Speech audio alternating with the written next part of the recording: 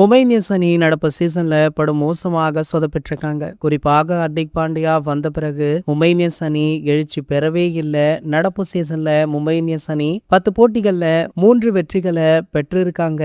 அடுத்த 4 போட்டிகளிலுமே வென்றாலும் 14 புள்ளிகளை மட்டுமே பெற முடியும். இதனால நேரடியாக பிளே ஆஃப் சுற்றுக்கு முன்னேற முடியாத சூழல்ல இருக்காங்க. இனி 4 போட்டிகள்ல வென்றாலுமே நெட் ரன் ரேட் அடிப்படையில் மட்டுமே மும்பை இந்தியன்ஸ் அணிக்கு பிளே ஆஃப் வாய்ப்பு பிரகாசமாக இருக்கும். இந்த நிலையில மும்பை இந்தியன்ஸ் அணி கேப்டன் ஹர்திக் பாண்டியாவுடன் ஆலோசனையில் ஈடுபட்ட மும்பை இந்தியன்ஸ் அணியுடைய நிர்வாகிகள் அவர் மீது கடும் அதிருப்தியை வெளிப்படுத்தியிருக்காங்க. பும்ரா, சூரியகுமார் யாதவ், ரோஹித் சர்மா போன்றவர்களை அனுசரித்து செல்லாமல் அவங்கள சுதந்திரமாக செயல்பட விடாமல் தன்னுடைய சொல் பேச்சு மட்டுமே கேட்க வேண்டும் அப்படின்னு தன்னிச்சையாக ஹர்திக் பாண்டியா எடுத்த முடிவுதான் இதன் விளைவு அப்படின்ற ஒரு மிகப்பெரிய குற்றச்சாட்டு இருந்தது. இந்த நிலையில ஹர்திக் பாண்டியா அவர்களுமே மும்பை நிர்வாகத்திடம் சண்டை போட்டுள்ளதாக சொல்லப்படுது. கண்டிப்பாக அடுத்த சீசன்ல வேறொரு அணில ஹர்திக் பாண்டியாவை பார்க்க நேரிடும் அப்படின்னு ஹர்திக் பாண்டியாவுடைய ரசிகர்களுமே சொல்றாங்க. இந்த நிலையில தான் பாத்தீங்கன்னா கடைசியாக மும்பை சென்னை போட்டி நடைபெற்று முடிந்தவுடன் சிஎஸ்கே உடைய சிஇஓவான நம்ம காசி விஸ்வநாதன் அவர்களை